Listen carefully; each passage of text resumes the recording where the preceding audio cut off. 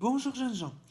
Dans les deux dernières vidéos, nous avons parlé des progrès scientifiques au XVIIe et au XVIIIe siècle. Une petite définition que j'avais oubliée dans une d'entre elles, la République des sciences, est l'équivalent scientifique de la République des lettres.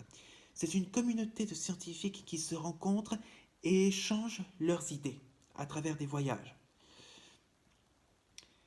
Aujourd'hui, nous allons voir que le progrès scientifique du XVIIIe siècle est largement favorisé par des progrès techniques et des innovations. Et là, on va parler du savoir-faire et donc de l'art technique. Donc d'intelligence technique. L'intelligence technique, c'est la capacité des techniciens, artisans et ingénieurs de faire progresser leurs méthodes, leurs techniques, outils et savoir-faire, de les théoriser et de les diffuser au grand public. Nous allons voir donc pour cela trois éléments. D'abord, tout au long du XVIIIe siècle, l'art technique va être mis à l'honneur, réhabilité après 2 siècles de mise en valeur de l'État et de l'art, des artistes. Deuxièmement, les techniciens vont voir leur position s'améliorer et ils vont s'imposer dans la société. Et troisièmement, leurs techniques vont s'industrialiser et aboutir à une mutation des esprits et des pratiques.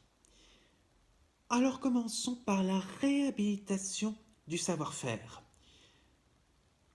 Déjà, dès le début du XVIIIe siècle, les philosophes des Lumières vont insister sur l'utilité des techniques.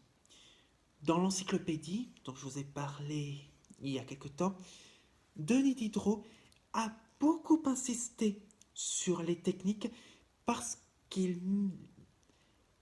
considère que ces techniques sont aussi importantes que les sciences en elles-mêmes.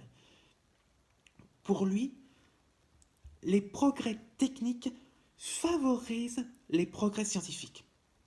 Quelques petits exemples. Pour les sciences de la vie, nous avons le microscope qui nous permet de voir plus petit, l'infiniment petit, et qui permet donc de voir la vie sous un autre angle, au niveau cellulaire, par exemple. Pour l'astronomie, nous avons le télescope. Je vous en parlerai un peu plus tard parce qu'il s'agit là d'innovation. Et pour la chimie, nous avons l'usage de la balance qui nous permet de peser les éléments de la matière et de voir en quoi tout cela consiste. C'est la réutilisation de la poussée d'Archimède, par exemple. Et du fait que ces techniques sont utiles, il est nécessaire de les théoriser. De les théoriser et donc de transmettre le savoir. Depuis que les techniciens existent, depuis que les artisans existent, le savoir-faire s'est toujours transmis de bouche à oreille, oralement. C'était le cas tout aussi bien dans les ateliers que dans les laboratoires ou sur les chantiers. Au XVIIIe siècle, de nouveaux outils apparaissent. Des outils de mesure, comme les règles, le thermomètre dans les années 1750, les poids aussi, mais aussi des machines-outils. Par exemple, la machine à vapeur et toute autre chose. La machine à vapeur, c'est l'une des machines-outils qui vont révolutionner les usages, tout aussi bien pour les champs, les ancêtres des tracteurs, que pour la locomotion. Les premiers trains apparaissent à la fin du XVIIIe siècle, justement grâce à la machine à vapeur. Et là, au fur et à mesure que tout cela fonctionne, avec les thermomètres et tous les autres outils de mesure, on aboutit peu à peu à l'uniformisation des pratiques et à une amélioration.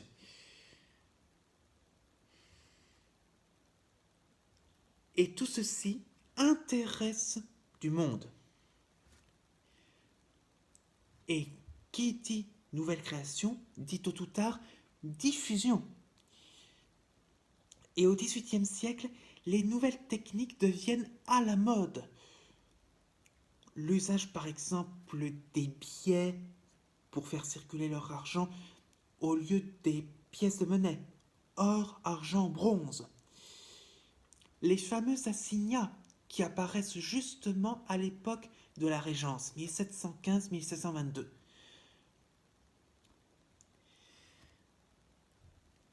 Et forcément, au moment où les nouvelles techniques intéressent du monde, il s'agit de les faire vendre. Et comme ça intéresse de plus en plus de monde,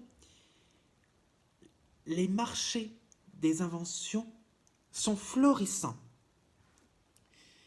Et cela conduit inévitablement à la concurrence.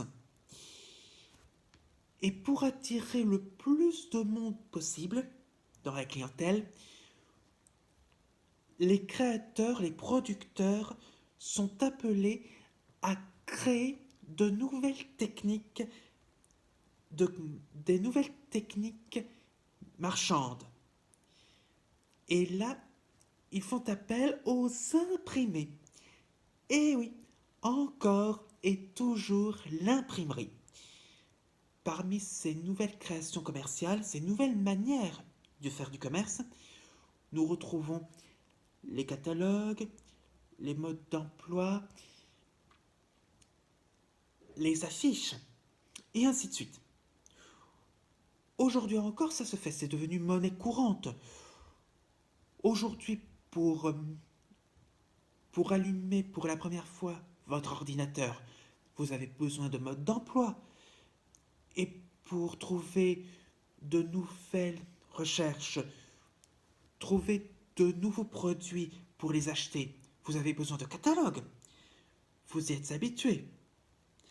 À cette époque-là, c'est une nouveauté. Et, en plus de ces prospectus et catalogues, les créateurs ont besoin de mettre en valeur leurs produits. Ils sont donc appelés à exposer leurs produits, des expositions publiques, ainsi que des démonstrations publiques.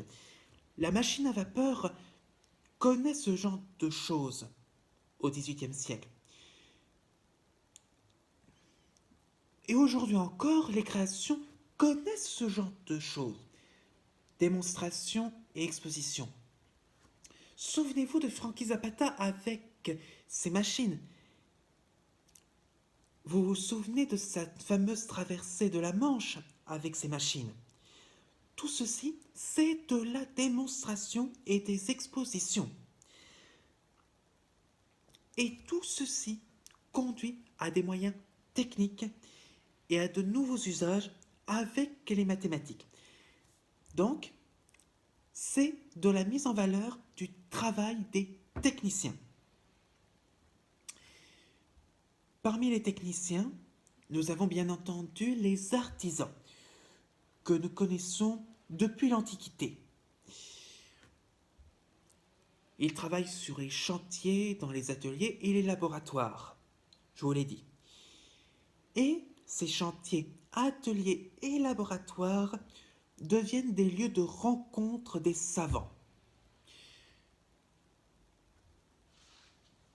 Et avec l'influence de ces savants, de plus en plus d'artisans voient leur technique s'améliorer et ils réfléchissent à comment s'organiser et comment théoriser leur manière de faire.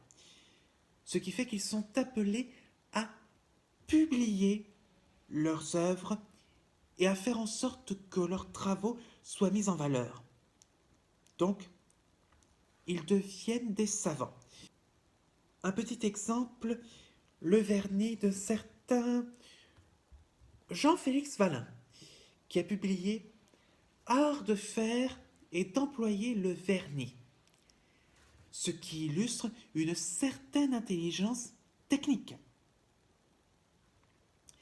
Tout ceci vient de la pratique, du savoir-faire et permet donc une réflexion. C'est la même chose avec un autre type de technicien issu également des artisans, d'une certaine manière, les ingénieurs. Ce qui différencie un artisan d'un ingénieur, c'est que celui-ci utilise les mathématiques pour tenter de régler les problèmes pratiques, techniques. Les ingénieurs apparaissent au cours du XVIIe siècle dans tous les domaines, tout aussi bien dans le domaine de l'artisanat, de la production agricole, du textile et de l'armée. Un exemple d'ingénieur célèbre au XVIIe siècle, le maréchal Vauban, qui a révolutionné l'art de mener une guerre de siège avec ses citadelles.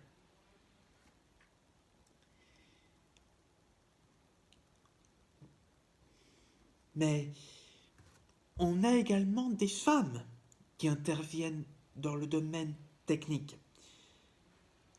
Ils travaillent tout aussi bien dans les ateliers et dans les laboratoires. Mais ça revient pratiquement au fonctionnement même du travail du maître avec ses élèves ou ses assistants. Beaucoup de femmes assistantes, mais aussi directrices de laboratoires ou d'ateliers. L'exemple type d'une femme qui a dirigé un atelier d'outils scientifiques dans les années 1770. Une certaine Marie Lesnel. Mais le rôle des femmes reste invisible. Souvenez-vous, dans la mentalité du XVIIIe siècle, les femmes doivent rester dans le domaine privé. Mais ça ne signifie pas qu'elles sont extérieures à toute création scientifique ou technique. Au contraire, elles vont largement contribuer à un nouveau pas vers la modernité. Parce que là, désormais, on a une certaine industrialisation des techniques. Et là, je vais vous parler d'innovation technique.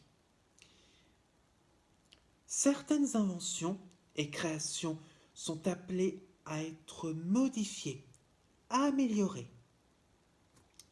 Et ces inventions deviennent donc des innovations. Je vais vous parler encore une fois du télescope parce que là, il s'agit d'un grand exemple d'innovation. Souvenez-vous de Galilée, qui en 1610 a mis au point une lunette astronomique qui permet de voir de plus près les planètes et les étoiles, ce qui lui a permis d'affirmer que Copernic avait raison au sujet de l'héliocentrisme.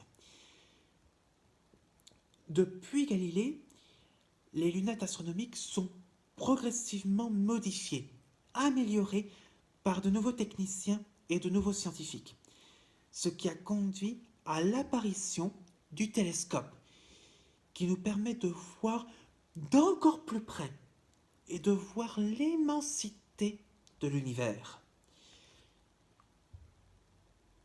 Ce qui confirme encore davantage l'héliocentrisme.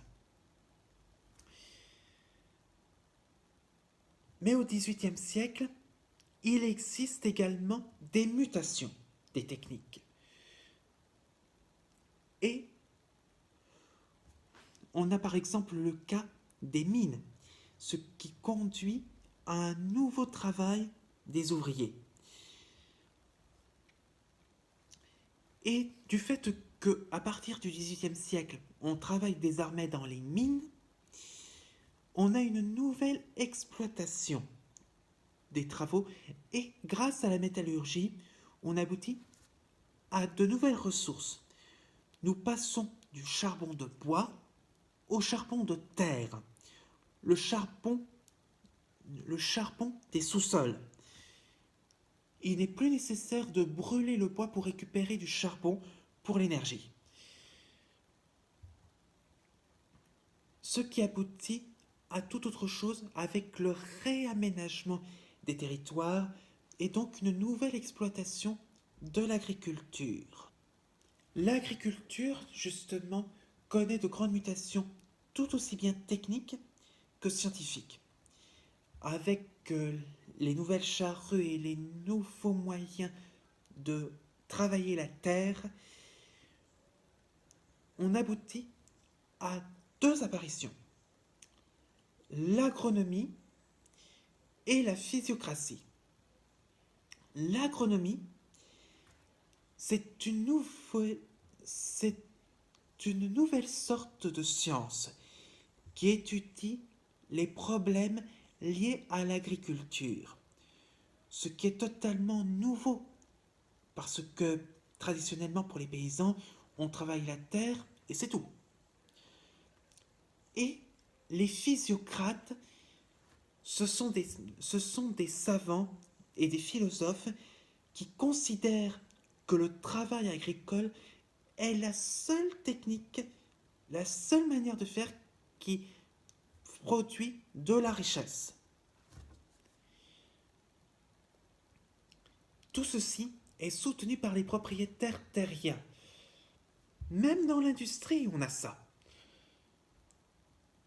Avec toutes les productions, nous aboutissons à de nouvelles machines. Les machines à tisser et les machines à coudre apparaissent justement au XVIIIe siècle avec notamment la machine à vapeur. On a par exemple le cas de la machine à vapeur de James Watt en Angleterre dans les années 1760. Et tout ceci va s'améliorer et s'intensifier. Et toutes ces créations vont aboutir à l'apparition d'une nouvelle mentalité et d'une nouvelle manière de penser, l'idée de progrès. Cette idée de progrès va influencer tout le XIXe siècle et l'industrialisation de la société. Mais ça, c'est un sujet de première. Nous en reparlerons peut-être si jamais vous arrivez à vous inscrire en première. J'espère que cette vidéo vous a plu et je vous donne rendez-vous pour l'ouverture du dernier chapitre de notre programme de seconde.